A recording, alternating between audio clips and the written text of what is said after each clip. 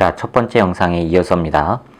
러더퍼드가 원자핵의 존재를 발견하고 나서 원자 모형을 새롭게 정의를 내렸다고 했지요. 가운데 원자핵이 있고 주변에 전자들이 이렇게 분포하고 있다라고 예상을 했단 말이에요. 그런데 분포하면서 일정한 거리만큼 떨어져 있다라고 주장을 했어요. 일정한 거리만큼 떨어진 상태에서 전자들이 자유롭게 움직이고 있다라고 주장을 했는데, 자, 여기서 문제가 있습니다. 이 전자는 마이너스고요, 원자핵은 플러스예요. 그러면 이 전자들이 움직인다면은 에너지가 소모가 되죠. 그렇죠? 에너지가 소모가 돼서 언젠가는 이 전자들이 움직임을 멈추고 점점점 끌려와서 원자핵과 충돌해야 돼요. 바깥쪽으로 탈출하려고 하는 요 힘과 가운데서 잡아당기는 힘에 만나서 핫벡터 방향으로 이렇게 돌게 된단 말이에요. 그런데 이게 돌다 보면 에너지가 점점점 소모가 돼서 이제 플러스와 충돌이 일어나야 된단 말이에요.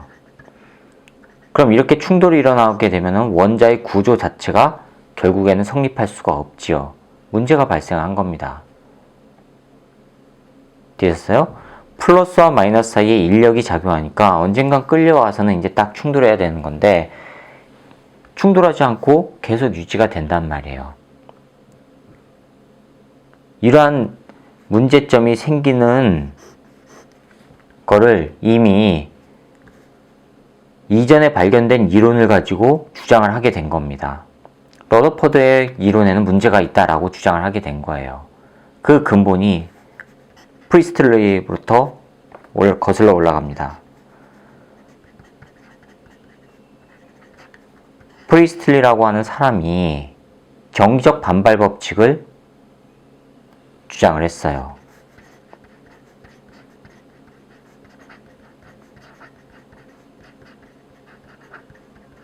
원래 이 프리스틀리는요, 산소를 발견한 사람으로 유명해요. 산소. 그런데 실제적으로 이 사람보다 2년 전 미리 먼저 산소를 발견한 사람이 있어요. 그런데 프리스틀리가 먼저 발견했다고 발표를 했을 뿐이에요. 2년 뒤에. 2년 전에 발견한 사람이 셸렌가 그럴 겁니다. 그 사람이 먼저 2년 전에 산소의 존재를 발견했는데 발표는 프리스틀리가 먼저 했단 말이에요. 그래서 지금 역사적에는 프리스틀리가 산소를 발견한 것처럼 되어 있습니다. 이 사람이 정기적 반발 법칙을 주장을 했어요. 쿨롱 법칙의 근본이 되는 정기적 반발 법칙이요. 즉, 정기적 반발 법칙이 뭐냐면 전기력은 입자들 사이 거리 제곱에 반비례한다는 얘기예요.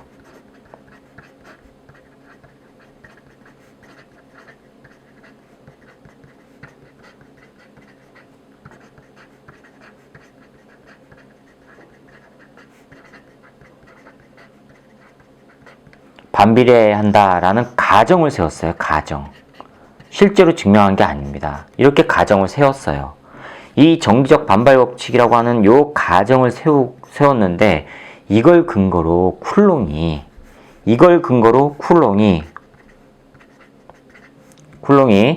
1785년에 증명을 했단 말이에요. 1785년에 쿨롱이 실제적으로 프리스틀리가 주장한 정기적 반발 법칙이 맞는지를 증명을 해냈어요. 뭘 가지고요? 비틀림 저울 가지고.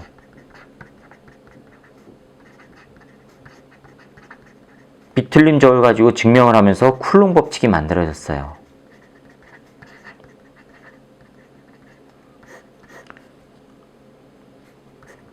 중학교 때 배웠는지 모르겠습니다. 쿨롱 법칙 F는 K 거리 제곱 전하량의 곱에 비례한다. 요거죠. 거리 제곱이요. 거리 제곱에 반비례하죠. 그렇죠? 즉, 프리스틀리가 주장한 요 가정이 증명이 된 겁니다. 그러면 연도를 보세요. 1785년이라면 러더퍼드가 알파선 산란 실험을 통해서 플러스 입자를 발견한 1911년보다 앞섰지요. 그렇죠? 즉, 플러스와 마이너스 사이에 인력이 작용하고 같은 극끼리는 청력이 작용한다고 하는 사실을 인지하고 있었던 시기예요. 1911년은. 그렇다면 플러스하고 마이너스니까 인력이 작용해서 마이너스는 끌려와야 된단 말이에요. 그렇죠. 그래서 이 러더포트의 원자 구조 자체가 존재할 수가 없는 이론이 되는 겁니다. 되셨어요? 자, 이걸 해결한 사람이 바로 보어예요. 보어의 원자 궤도설을 주장한 겁니다. 그 주장이 1913년에 일어났어요. 이 보어가 원자 궤도, 전자 궤도설을 주장했어요.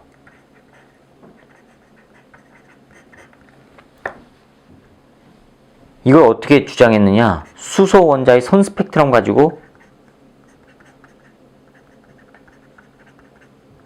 설명을 했습니다. 선 스펙트럼. 자, 그럼 여기서 이제 문제가 있어요. 과연 또 스펙트럼이 뭐냐? 그러한 문제점에 봉착하게 되죠.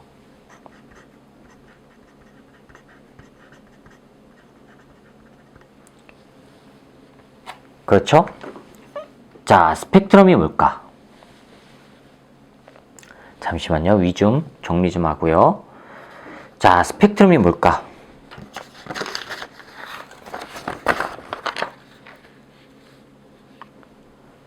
여러분들 스펙트럼을 뭐라고 배웠습니까? 무지개요?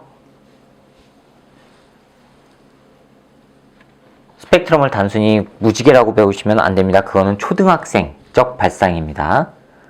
초등학생이나 무지개라고 하는 거지 고등학생이 무지개라고 하면 큰일 납니다. 자, 스펙트럼이라고 하는 것은 빛의 파장에 따라 나누어지는 색의 띠를 말해요.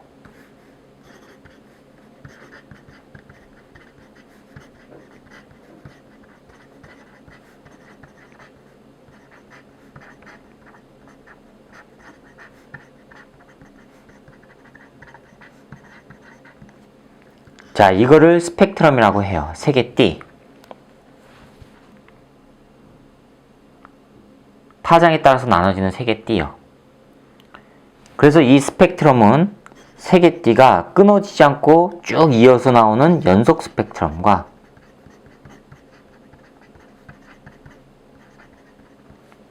중간중간 끊어지는 선 스펙트럼이 있습니다. 자, 선 스펙트럼은 다시 또 두 가지로 나눠져요. 방출선 스펙트럼과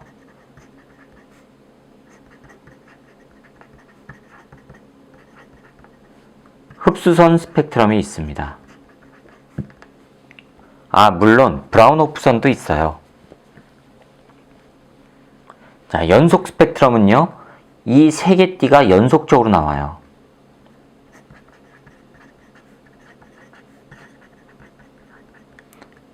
끊어지지 않고 연속적으로 나와요. 햇빛을 보면 이렇게 돼요. 햇빛을 프리즘을 통과시키면 연속적으로 빨주노초 파남보가 쭉 나오지요. 끊어지지 않고요. 선 스펙트럼은요, 그러한 연속 스펙트럼에서 중간중간 끊어진 부분이 나와요.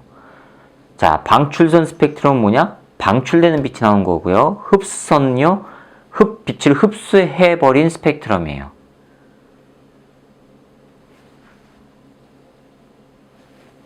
자, 그럼 봅시다. 빨주노초 파남보 연속적으로 쭉 나와요. 빨강부터 보라색까지 쭉 나와요. 연속적으로. 이게 연속 스펙트럼이에요. 그런데 빨강부터 보라색까지 쭉 나오는데 중간에 검정색 줄무늬가 이렇게 나와요. 검정색이라는 얘기는 빛이 사라진 거예요. 우리 눈에 들어오는 빛이 없다는 얘기예요. 되셨어요? 눈에 들어오는 빛이 없으니까 검정색으로 보인단 말이에요. 그럼 여기에 해당하는 색깔은 어디 갔을까? 그게 바로 어떤 물질에서 흡수가 된 겁니다. 우리 눈에 들어오기 전에 뭔가에 의해서 이 색깔에 해당한 게 흡수가 돼서 사라진 겁니다. 흡수가 되었으니까 우리 눈에는 안 들어오죠. 딴 데로 사라졌으니까. 이게 흡수선 스펙트럼이에요. 방출선은요, 빨주노초 파란보까지 보이는 게 아니라 전체가 어두운 상태에서 특정 구간의 색깔이 나타나요. 이렇게. 특정 구간에 이건 색깔이 나타나요. 이거는 검정색이에요. 이거는 검정색. 그런데 특정 구간, 전체가 어두운 곳에서 특정 구간에 색깔이 나타나는 띠 모양, 이거를 방출선 스펙트럼이라고 해요. 특정한 색깔만 방출돼서 나오기 때문에 우리 눈에 특정한 색깔에 해당하는 띠만 보이는 겁니다. 이걸 방출선 스펙트럼이라고 해요.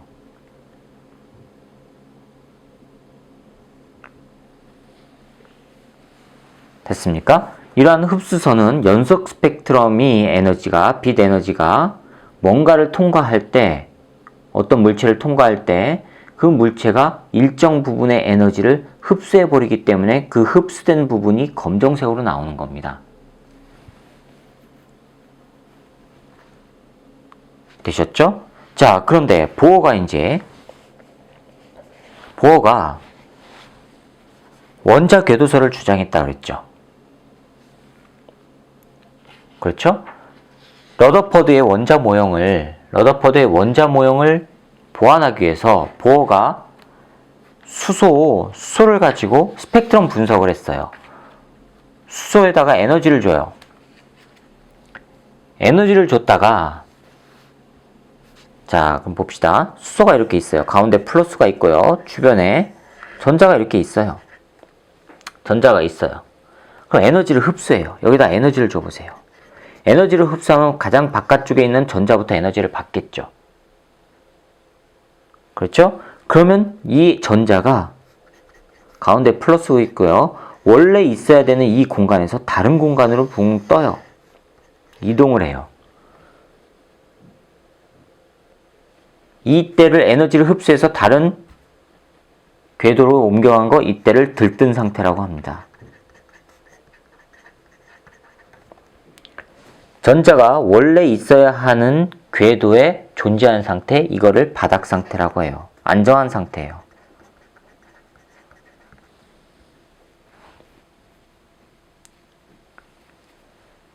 자연계는요, 언제나 안정화시키려고 하는 반응으로 일어납니다. 자, 그럼 에너지를 받아서 들떴어요. 이때는 불안정하단 말이에요. 이 상태에서 에너지 공급을 끊죠? 그러면 여기서 갑자기 빛이 나와요. 빛이 방출이 되면서 이 전자가 원래 있던 궤도로 이렇게 내려가요. 즉 흡수한 것만큼의 에너지가 방출되면서 내려가요. 그 방출되는 빛을 조사했더니 스펙트럼 상에서 이렇게 줄무늬로 나오는 겁니다. 그러면 이 영역에 이 줄무늬에 해당하는 에너지를 가지고 있다는 얘기고, 또 이 줄무늬에 해당하는 에너지를 가질 수 있다는 얘기예요. 뭐가요? 전자가요. 그래 놓고 안정한 상태로 가면서 자기가 받은 에너지만큼 방출하고는 원래 위치로 돌아간다는 얘기예요.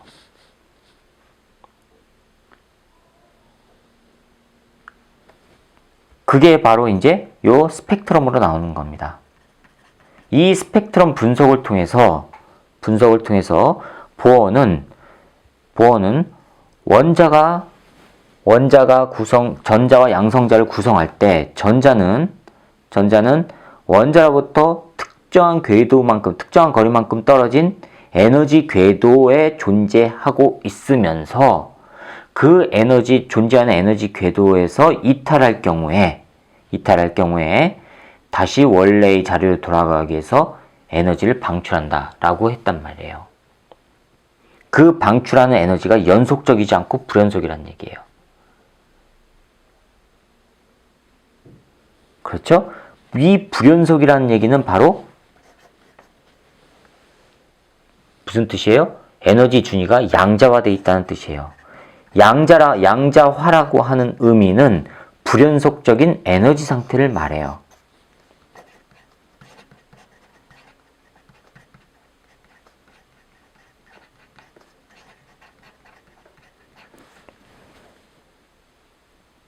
됐습니까? 에너지가 쭉 이어지지 않고 띄엄띄엄 나타나는 상태, 그때를 양자화되어 있다고 하는 겁니다. 자, 그러면 이 방출하는 이 에너지가 과연 얼마일까? 이 에너지. 자, 이 에너지요. 방출하죠. 이렇게 빛 에너지가 방출돼서 나오죠. 이 방출되는 빛 에너지, 즉 빛 광자요. 광자요. 요놈이 가지고 있는 에너지는 얼마가 될까? 이 광자, 방출하는 에너지가 갖는 에너지는 방출하는 그 빛의 진동수에다가 플랑크 상수를 곱한 것만큼 된다. 라는 광자 에너지, 요게 나온 겁니다. 광자가 가지고 있을 수 있는 에너지. 이게 발견된 거예요. 그래서 스펙트럼상에서 나오는 이 에너지에 해당하는 게 바로 여기 진동수 나오죠? 파장으로 변환이 될 수 있다는 얘기예요.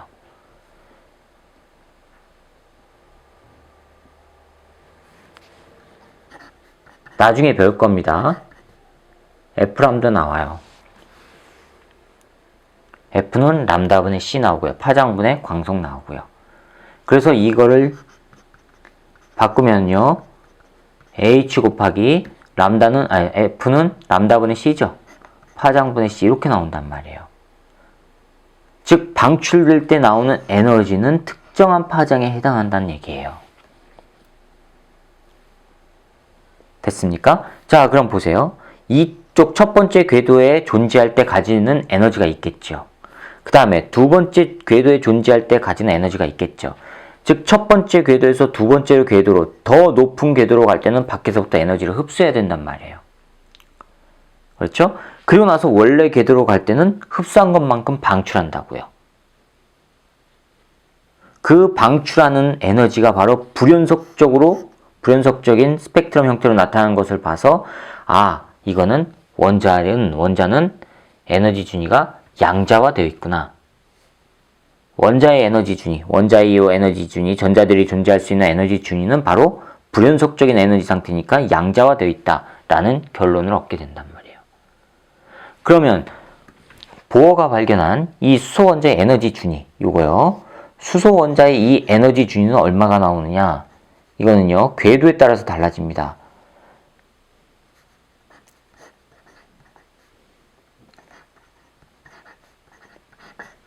이렇게 나오는 게 실험적으로 증명이 됐어요. 이게 증명이 된 겁니다. 첫 번째 궤도에는 얼마가 있느냐? 첫 번째 궤도 1 넣으면 돼요. 그러면 마이너스 1제곱분의 13.6 일렉트론 볼트. 두 번째 궤도에는 얼마 있느냐? 2 집어넣으면 되죠. 그럼 마이너스 2의 제곱분의 13.6 일렉트론 볼트. 됐습니까? 이거 계산하면 마이너스 두 번째니까 3, 다 32, 3.4 나오겠네요. 이렇게 나오죠.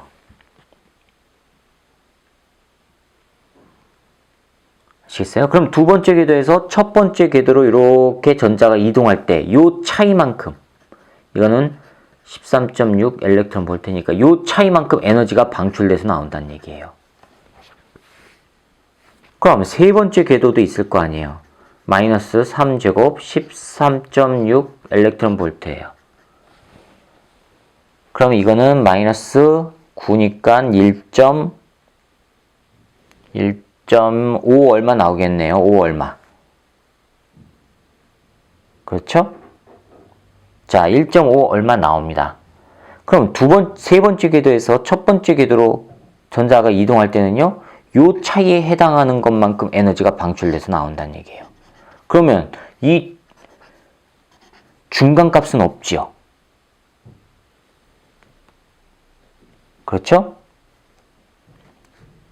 자, 이렇듯 전자가 원래 있어야 되는 바닥 상태가 아닌 다른 궤도 에너지를 받아서 이동한 들뜬 상태에서 안정한 상태, 즉 바닥 상태로 전이할 때 들뜬 상태보다 안정한 상태입니다.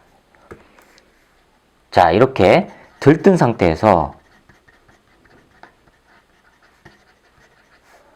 바닥 상태로 전이해요.